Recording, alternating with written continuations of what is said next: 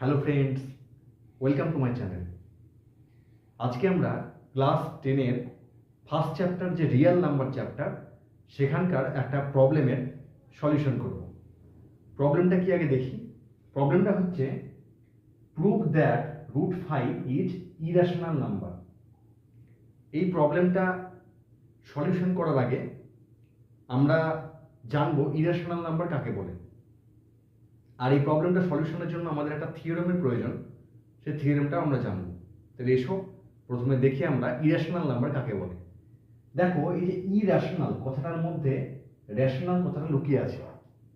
তাহলে আমাদেরকে জানতে হবে যে রেশনাল নাম্বার কাকে বলে। কাকে বলবো রেশনাল নাম্বার? যে সংখ্যাকে আমরা পি বাই কিউ এই আকারে লিখতে পারবো, যেখানে পি এবং কিউ হচ্ছে ইন্টেজার। ইন্টেজারকে আমরা জেড দিয়ে প্রকাশ করি, আমরা P comma Q belong to Z, এবং কিউ নট ইকুয়াল টু 0। কেন এখানে কিউ নট ইকুয়াল টু 0 নিলাম? কারণ হচ্ছে কিউ যদি 0 হয়ে যায় তাহলে সংখ্যাটা হয়ে যাবে পি বাই 0। কোনো সংখ্যাকে 0 দিয়ে ভাগ করলে সেটা একটা আনডিফাইন্ড নাম্বার, এটা একটা আনডিফাইন্ড নাম্বার, এর কোনো অস্তিত্ব নেই। তাহলে যে সংখ্যাকে আমরা এই আকারে লিখতে পারবো, পি বাই কিউ এই আকারে লিখতে পারবো, যেখানে P Q belong to Z এবং কিউ নট ইকুয়াল টু 0, তাকে বলবো আমরা রেশনাল নাম্বার। দেখা যাক একটা উদাহরণ, যেমন 2কে আমরা কিভাবে লিখতে পারবো? 2 ইজ ইকুয়াল টু 2 বাই 1 এই আকারে লিখতে পারবো। আবার এটাকে আমি 4 বাই 2 এই আকারে লিখতে পারবো। আবার এটাকে আমরা 8 বাই 4 এই আকারে লিখতে পারবো, এবং এইভাবে আরো অনেক উপায়ে আমরা লিখতে পারবো। এই যে রিপ্রেজেন্টেশনগুলো, 2কে আমরা লিখলাম 2 বাই 1, 4 বাই 2, 8 বাই 4, দেখো প্রত্যেকটার যে নিউমেরেটরগুলো দেখো জেড এর মধ্যে আছে, ইন্টেজার। আবার ডিনোমিনেটরও দেখো ইন্টেজার, আবার ডিনোমিনেটরটা নট ইকুয়াল টু 0। তাহলে এই কন্ডিশনটা স্যাটিসফাই করছে এই সংখ্যাটা, তাই এই সংখ্যাটা হচ্ছে একটা রেশনাল নাম্বার। এখানে একটা বিশেষ বৈশিষ্ট্য আছে। কিরকম? এই যে আমি আকারগুলো রিপ্রেজেন্টেশনগুলো লিখেছি, দেখো ফার্স্ট রিপ্রেজেন্টেশনটা দেখো, 2 এর যে ফার্স্ট রিপ্রেজেন্টেশন, এইখানে দেখো এই যে নিউমেরেটর এবং ডিনোমিনেটর এরা হচ্ছে কোপ্রাইম। কোপ্রাইম মানে কি? এদের জিসিডি অর্থাৎ গ্রেটেস্ট কমন ডিভাইজার হচ্ছে 1। দেখো GCD of 2, 1 that is equal to 1, এই ফার্স্ট রিপ্রেজেন্টেশনটাই। সিমিলারলি সেকেন্ড রিপ্রেজেন্টেশনটা দেখো, সেকেন্ড রিপ্রেজেন্টেশনের ক্ষেত্রে জিসিডি অফ 4, 2 যেটা হচ্ছে 2 নট ইকুয়াল টু 1 হচ্ছে না। সিমিলারলি থার্ড রিপ্রেজেন্টেশনটা দেখো, থার্ড রিপ্রেজেন্টেশনে GCD of 8, 4 that is equal to 4, this is also not equal to 1। তার মানে এইটা একটা বিশেষ রিপ্রেজেন্টেশন, এই 2 এর একটা বিশেষ রিপ্রেজেন্টেশন, যেখানে কিন্তু GCD of numerator and denominator is equal to 1। কেন আমি এটাকে বললাম? কারণ যখন আমি এই প্রবলেমের সলিউশনটা করব, তখন এই ধরনের আমরা রিপ্রেজেন্টেশনটা নিয়ে কাজ করব, সেটা আমরা দেখব ধীরে ধীরে। তাহলে বোঝা গেল রেশনাল নাম্বার কাকে বলে। না তো রেশনাল নাম্বারকে আমরা এই আকারে লিখবো, যেখানে এইটার কন্ডিশনটা স্যাটিসফাই করবে। এবার ইরেশনাল নাম্বার কাকে বলে? যেটাকে আমরা এই আকারে লিখতে পারবো না, সেটাই হচ্ছে ইরেশনাল নাম্বার। আশা করি বোঝা গেল যে রেশনাল নাম্বার ইরেশনাল নাম্বারের মধ্যে তফাৎটা কি, কিভাবে তাদের রিপ্রেজেন্টেশন হয়। এরপরে এই যে সলিউশনটা বা এর যে সলিউশনটা করার জন্য আমাদের একটা থিওরেমের প্রয়োজন। এই কনসেপ্টটা কিন্তু মাথায় রাখতে হবে। এই কনসেপ্টটা মাথায় রেখেই আমরা এই সলিউশনটা করব। সঙ্গে আমার থিওরেমের প্রয়োজন। দেখো কি থিওরেম লাগবে, থিওরেমটা এখানে লিখছি।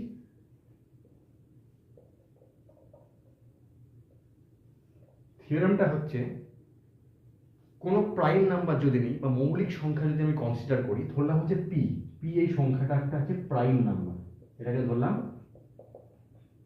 Prime number.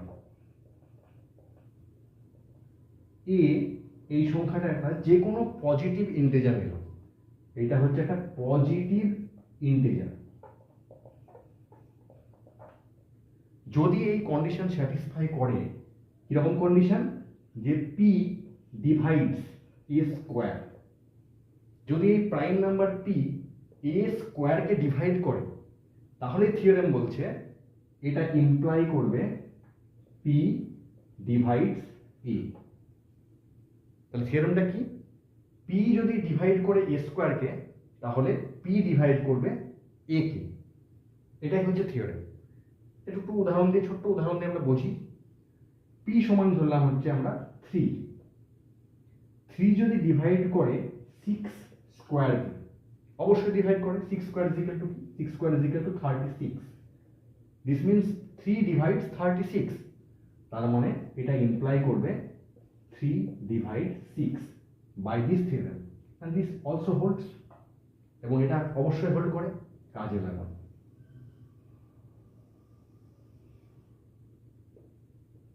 এইবার আমরা আসব হচ্ছে আমাদের যে প্রবলেমটা দেওয়া আছে, যে prove that √5 is a irrational number, এইটা সলিউশন করব। তাহলে এসো আমরা সলিউশনে আসি।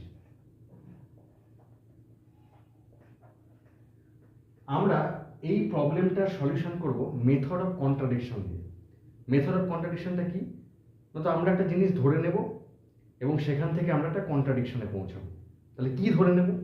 প্রমাণ করতে বলেছে ইরাশনাল নাম্বার।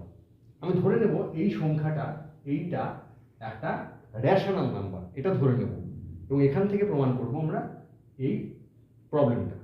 দেখো, ধরলাম লেট √5 বি রেশনাল নাম্বার। তাহলে কি ধরলাম? Let √5 be rational number. তার মানে এটা ধরে নিয়েছি। √5 যদি রেশনাল নাম্বার হয় তাহলে রেশনাল নাম্বারের ডেফিনেশন আমরা আগেই করলাম। রেশনাল নাম্বারকে কিভাবে লিখতে পারি? পি বাই কিউ, এই ফর্মে লিখতে পারি। তাহলে এসো লিখি। তাহলে √5 কে আমরা লিখতে পারবো √5 is equal to p by q, যেখানে p comma q belongs to Z, q not equal to 0, এবং আমরা একটা এক্সট্রা কন্ডিশন নিচ্ছি। সেই কন্ডিশনটা হচ্ছে GCD of P comma Q is equal to 1, অর্থাৎ পি এবং কিউ হচ্ছে কোপ্রাইম। যেটা আমরা 2 যে সংখ্যাটাকে 2/1 আকারে লিখলাম, ওখানে আমরা দেখলাম GCD of 2, 1 is equal to 1, ওই আকারে লিখতে পারি কোনো একটা রেশনাল নাম্বারকে। তাই আমি লিখলাম এটা GCD of P comma Q is equal to 1। এইটা ধরলাম আমরা। এইবার আমরা এইখানে বোথ সাইডে স্কোয়ার করব। তাহলে স্কোয়ারিং বোথ সাইড আমরা কি পাবো? এই √5 এর স্কোয়ার, √5 এর স্কোয়ার মানে হচ্ছে 5, আর এখানে p square by q square আসবে, p square by q square. এখান থেকে কি পাবো?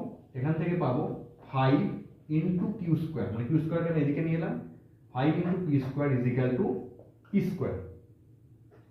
এটা কি ইমপ্লাই করছে? এটা ইমপ্লাই করছে দেখো 5 ডিভাইডস পি স্কোয়ার।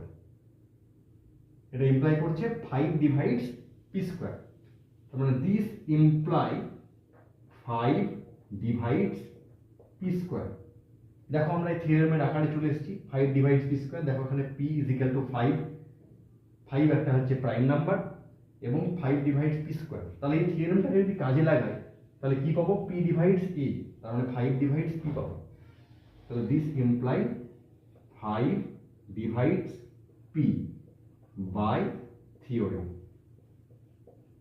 কোন থিওরেম? This theorem. থিওরেমের একটা নাম দিলাম, নেম দাও থিওরেম 1 বাই থিওরেম 1। তা আমরা এইটা আমরা পেলাম 5 ডিভাইডস পি। যদি 5 ডিভাইডস পি হয় তাহলে এখান থেকে কি পাবো? এখান থেকে লিখতে পারি p is equal to 5 into k for some positive integer, for some integer, for some integer k, for some integer k. P is k আমরা লিখতে পারি p is equal to 5k। This imply, উভয় দিকে আমি square করে দেবো, p square is equal to 25 into K square. এইবারে যে পি স্কোয়ারের যে ভ্যালুটা পেলাম, সেই পি স্কোয়ারের ভ্যালুটা আমরা এইখানে বসিয়ে দেবো, এই পি স্কোয়ার ভ্যালুটা। তাহলে এইখান থেকে আমরা যদি আসি, এইখান থেকে যদি আমরা আবার ফিরে আসি, তাহলে কি পাবো দেখা যাক। তাহলে 5 into Q square is equal to P square. P square মানে হচ্ছে 25 ইন্টু কে স্কোয়ার। লিখে দিলাম 25 ইন্টু কে স্কোয়ার। 5 আর 25 কেটে গেল, 5 হলো। তাহলে এখান থেকে আমরা কি পাবো, Q square is equal to 5 into K square. দেখো আমরা একই রকমের আকার পেয়েছি। তাহলে এখান থেকে কি বলতে পারি, এখান থেকে বলতে পারি আমি 5 ডিভাইডস কিউ স্কোয়ার। যদি 5 ডিভাইডস কিউ স্কোয়ার হয়, আবার এই থিওরেমটা কাজে লাগাবো।